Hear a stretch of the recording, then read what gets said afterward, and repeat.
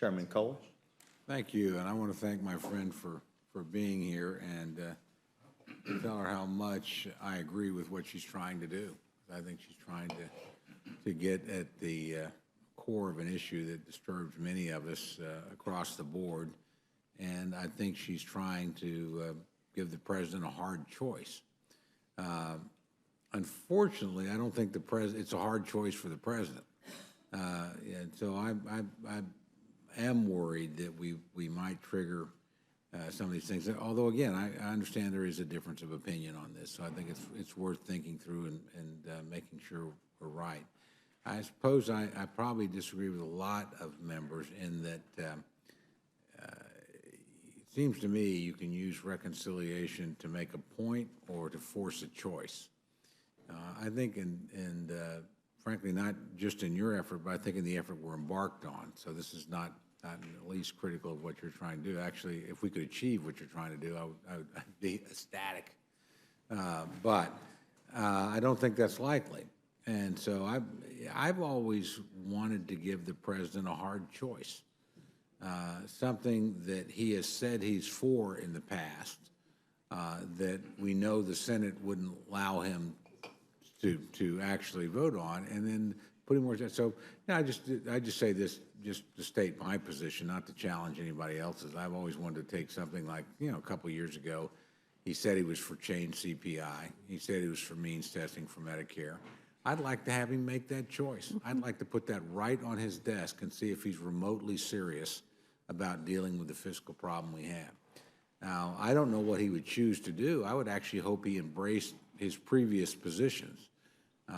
But at least we would give him a dilemma.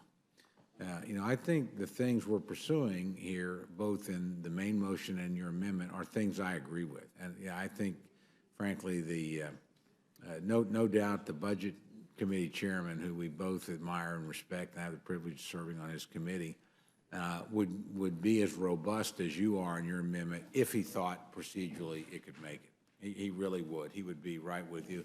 The members of that committee would be right with you.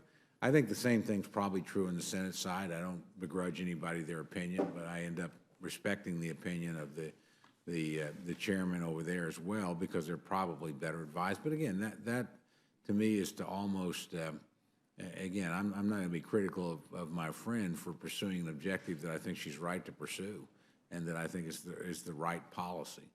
I guess just tactically, I would rather, and I did not prevail in this point of view, I'd rather give the president a tough choice. Look, with all due respect to all my friends, I don't think we're ever likely to get Obamacare repealed while a guy named Obama is president of the United States. It just seems axiomatic to me that that's not there.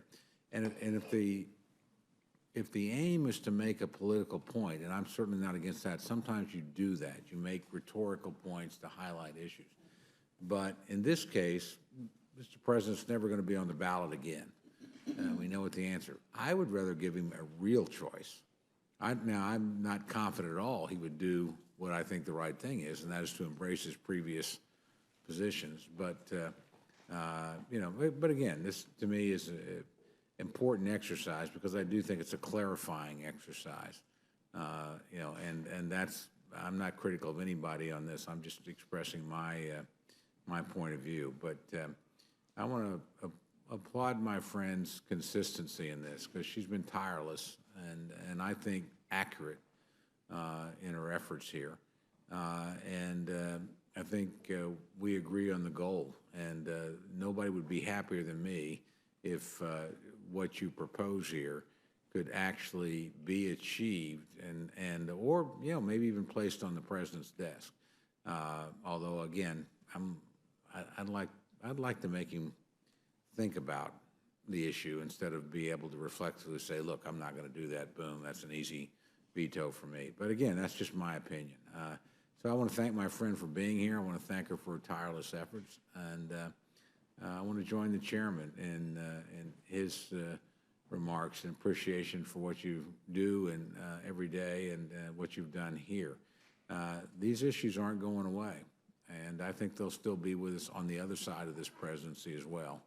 And so there's something to be said for keeping them alive, if you will, keeping them teed up, making people make choices every day.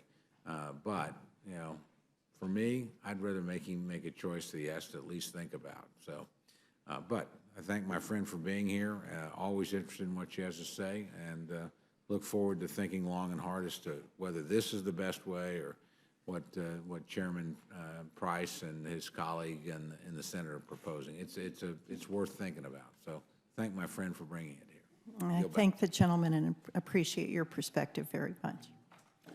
Thank you very much. I appreciate the gentleman. Gentleman yields back his time.